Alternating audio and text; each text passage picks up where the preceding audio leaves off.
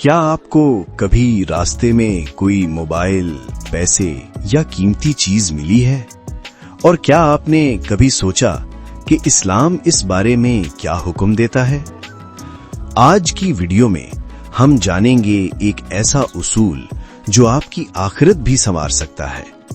اسلام ایک مکمل ضابطۂ حیات ہے جو ہمیں چھوٹی سے چھوٹی چیز کے بارے میں بھی رہنمائی دیتا ہے۔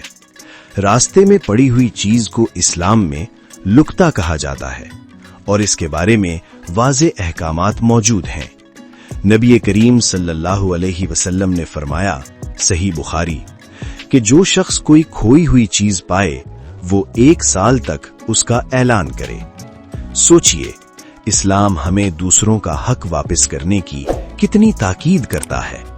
اگر آپ کو کوئی چیز ملے تو کیا کریں؟ سب سے پہلے نیت کریں کہ یہ امانت ہے، اس کی نشانی اچھی طرح یاد رکھیں۔ 1 سال تک اس کا اعلان کریں، مسجد، سوشل میڈیا وغیرہ۔ اگر 1 سال تک مالک نہ ملے تو آپ اسے استعمال کر سکتے ہیں، لیکن یاد رکھیں اگر اصل مالک بعد میں آ جائے تو آپ پر لازم ہے کہ وہ چیز واپس کریں۔